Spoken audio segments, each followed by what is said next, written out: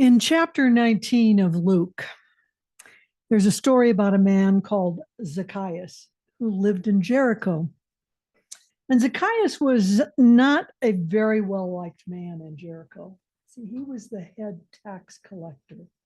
And of course, none of us like taxes, and none of us like the tax collector. None of us like IRS in our annual meeting every year. And Zacchaeus had managed in his process of being the tax collector he would take for the government and he'd take for himself. And so he had accumulated quite a bit of wealth. And so it was like he was dipping into the taxes for himself and for the government. And one day he heard about this man by the name of Jesus. And he was told that Jesus was coming to town and that Jesus was this great teacher and he should really listen to him. And so because he was of a small stature, he decided he would run ahead and he would climb a fig tree that was leafless so that he could see him, because he wasn't really a tall guy. And as Jesus walked down the road towards that tree, he stopped dead center and looked up at Zacchaeus and said, "Come down, Zacchaeus. I'm staying with you tonight." And Zacchaeus was floored. He was absolutely dumbfounded.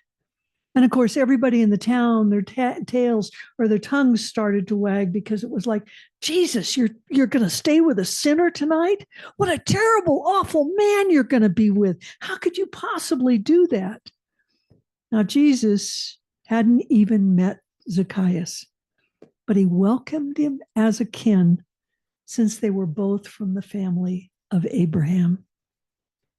And Zacchaeus knew he belonged, and he vowed at that point, because he all of a sudden was accepted by somebody that was the Messiah or a great teacher. He had been accepted by him and recognized by him as belonging to his family.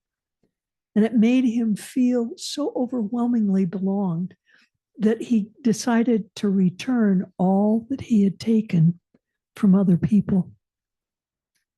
In her book, Journey to the True Self, Discover Your Divine Magnificence by Dr. Ann Deatley, she states, as our awareness of connection and purpose expands and deepens, we more consciously attract or magnetize the experiences we need to grow and evolve towards our higher state of being. Brené Brown quotes in her book, The Gifts of Imperfection, spirituality is recognizing and celebrating that we are all inextricably connected to each other by a power greater than all of us, and that our connection to that power and to one another is grounded in love and compassion.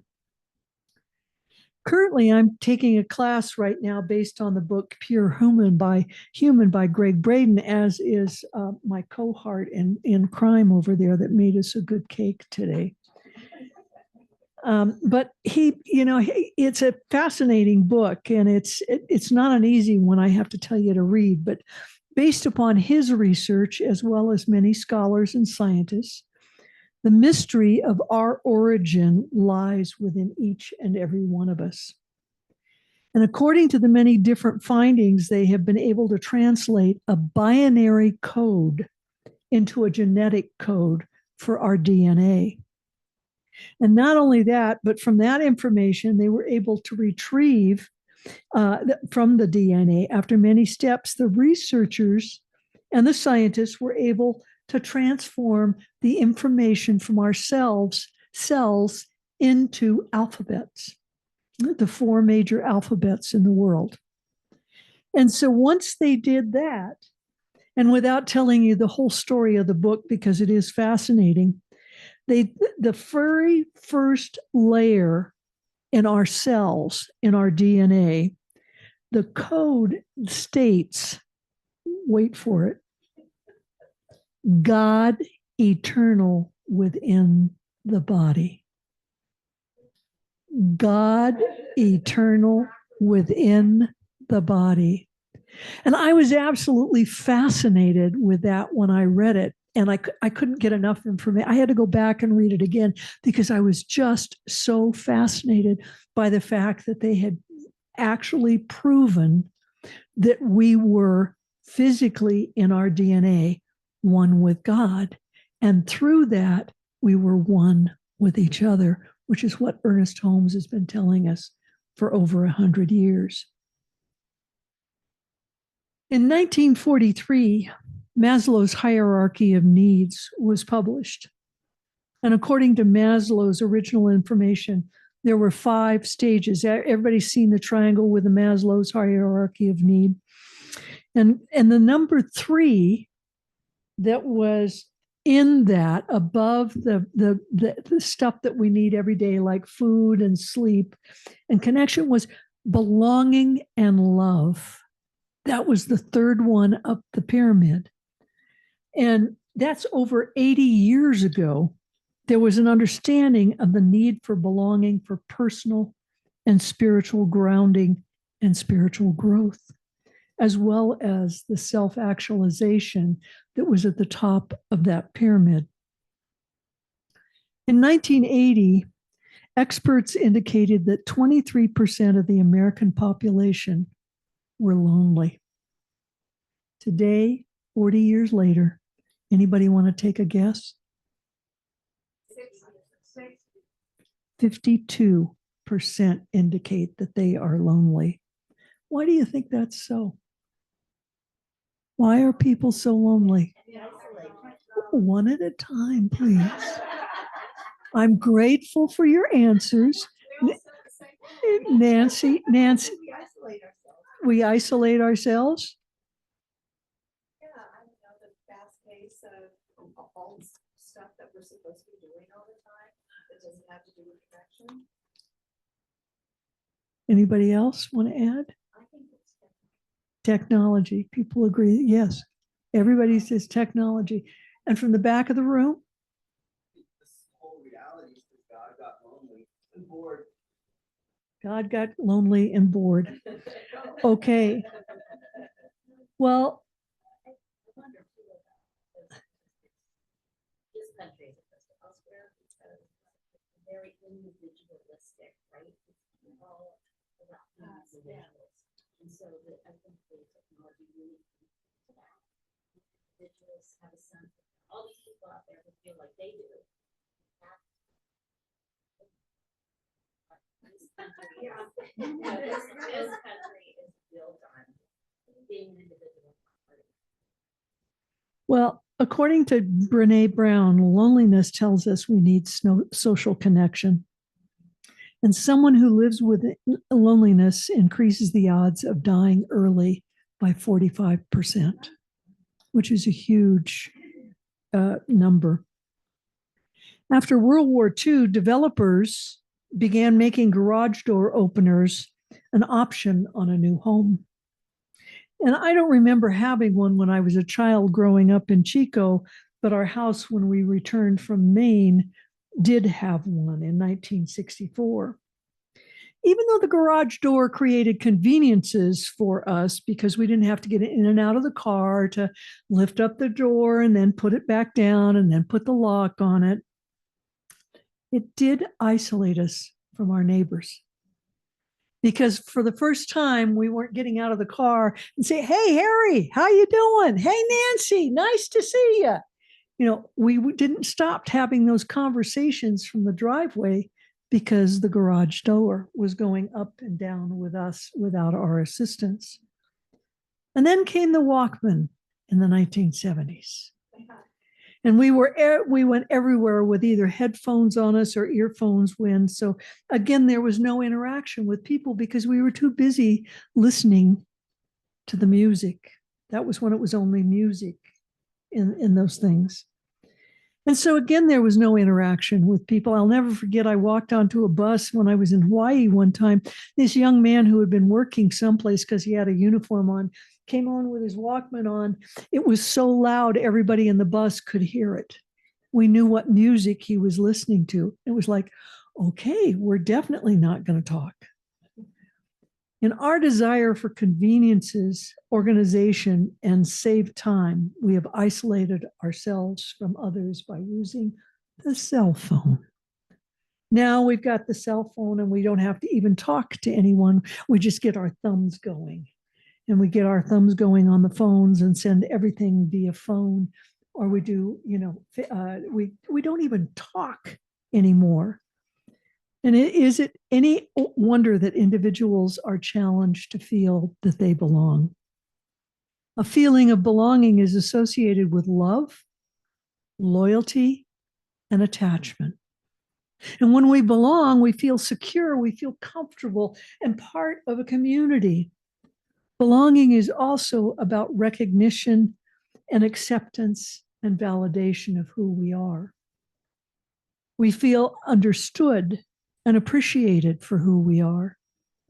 Belonging is linked to positive outcomes, including increased self-esteem, resilience, and overall well-being. If we feel we don't belong, we tend to isolate ourselves, and loneliness ensues. Loneliness researchers found social isolation increases the risk of various unhealthy outcomes: heart disease, stroke, weakening of immunity, obesity, inflammation, long-term disability, depression, anxiety, and even premature death, as I indicated. None of those do we ever want to encounter in our life. And I just got back this week from a trip to Oregon to see my ex-sister-in-law and her daughter. And partially why I went up is she had had a stroke. She lives by herself. She has macular degeneration. She has two friends, and a neighbor across the street. And her whole life exists in front of the TV all day long. Now, to me, that's loneliness.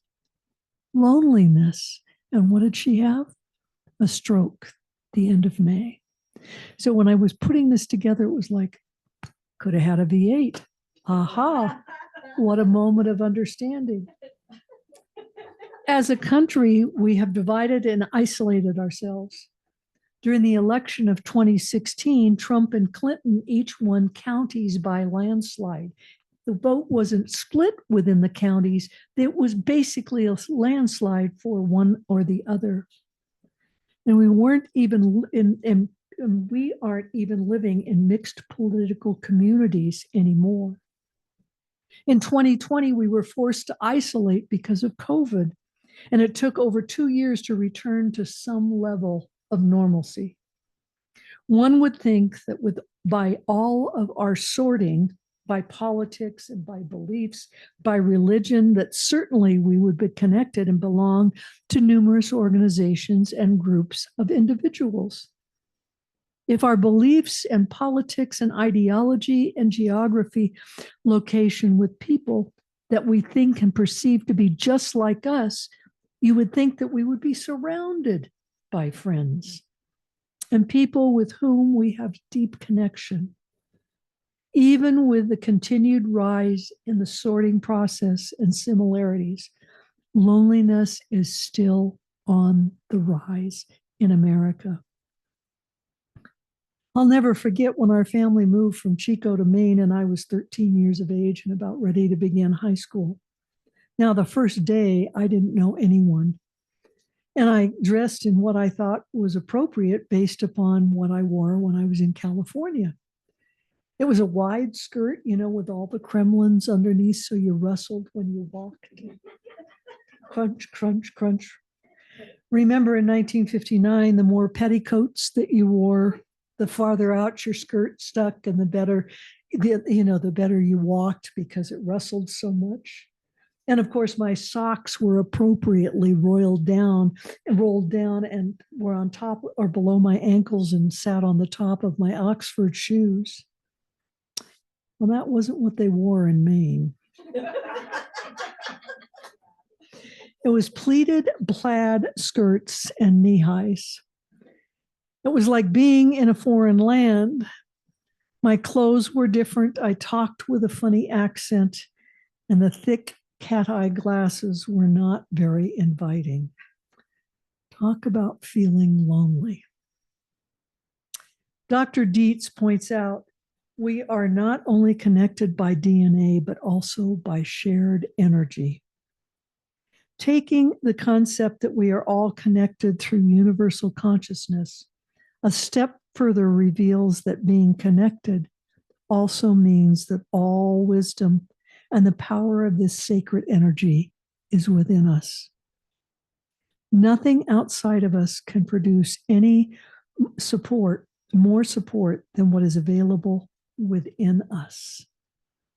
Through our connection to the vastness of our shared energy with all that is, we're more powerful and wiser than we ever realized. Oh, how much easier life would have been at 14 if I had just known my divine connection with other people and that I wasn't a sore thumb sticking out. How many of us have been lonely at some point in our life? Yeah.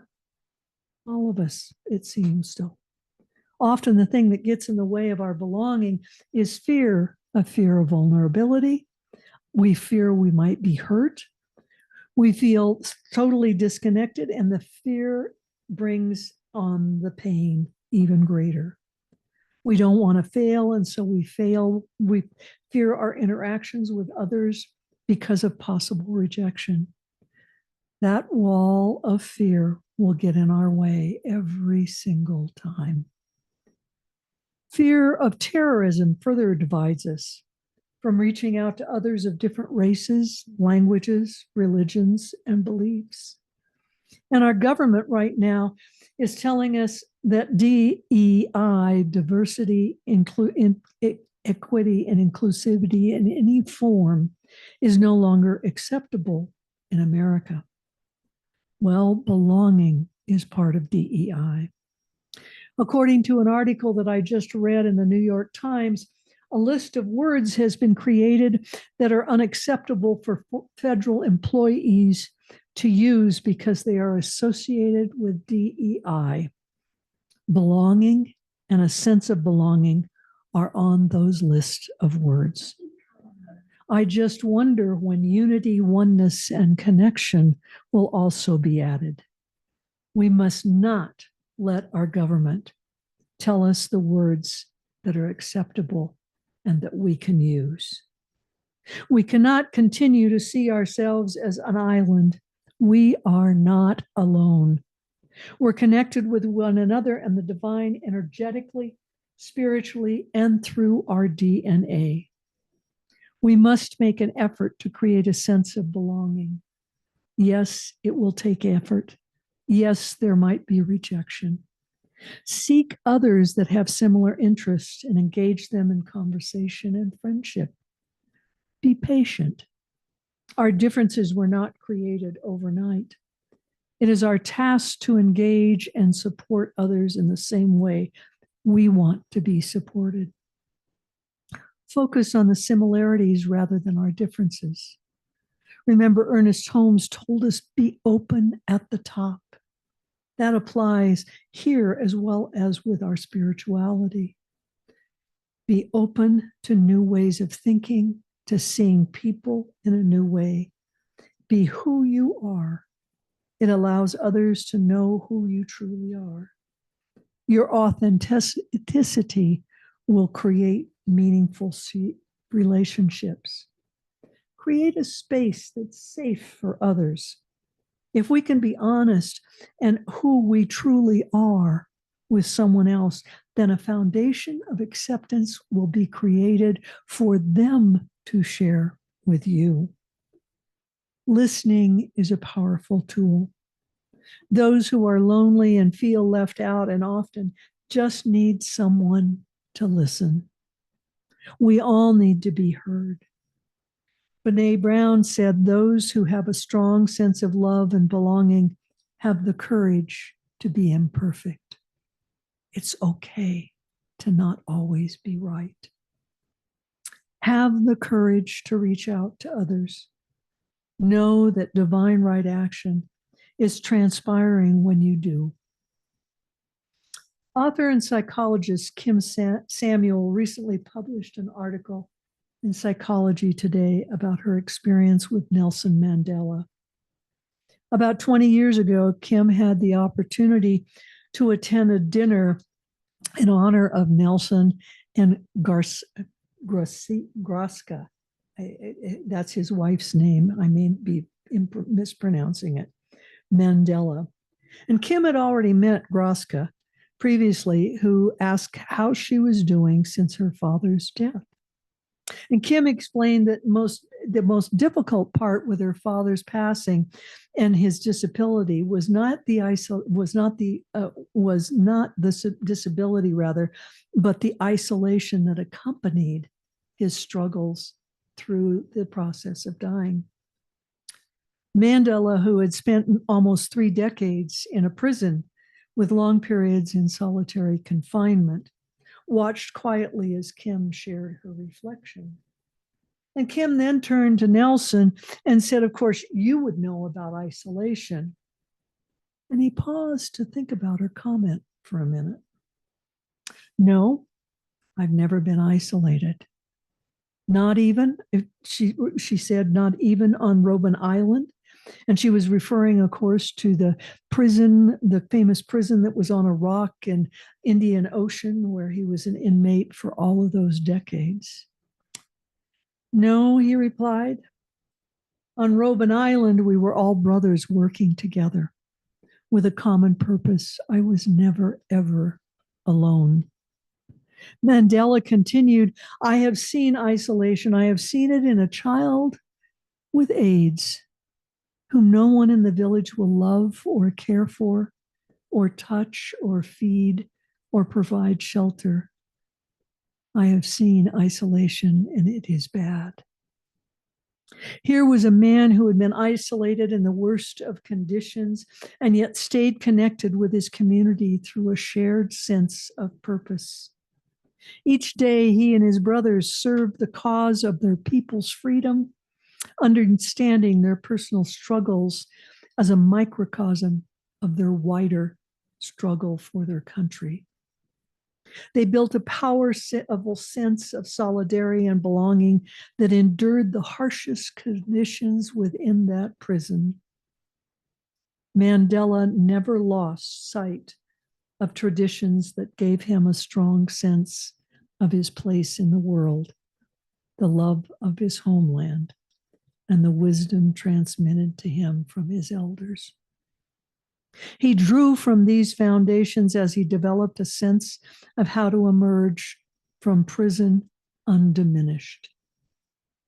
This reflection on the child with HIV indicated that there was more to isolate and belonging than psychology. We know the isolated in our communities.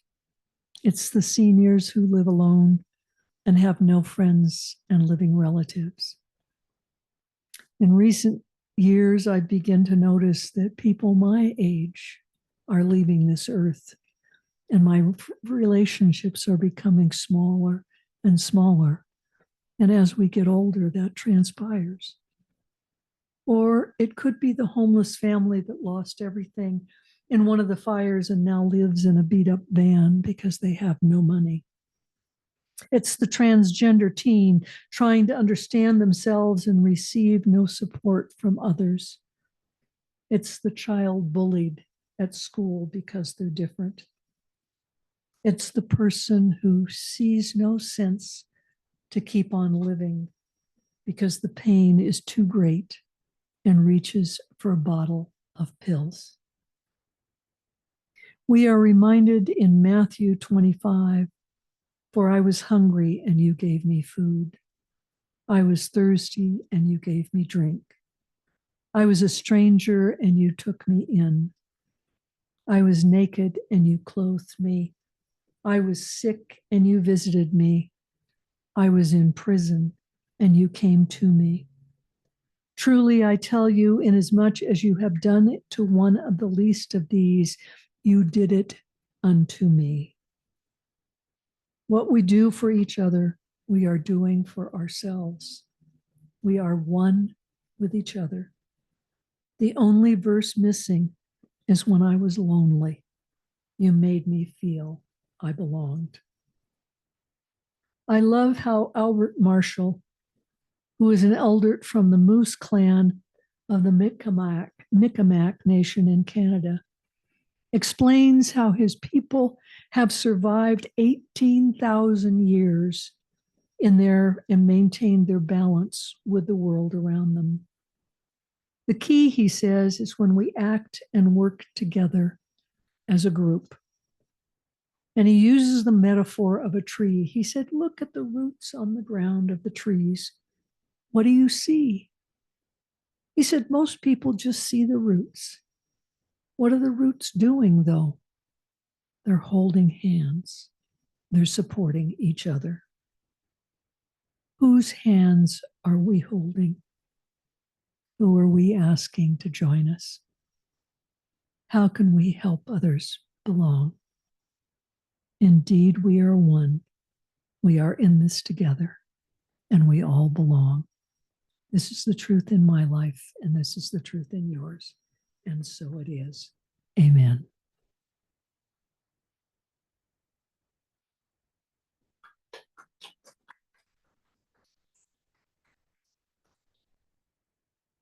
Eileen, you always have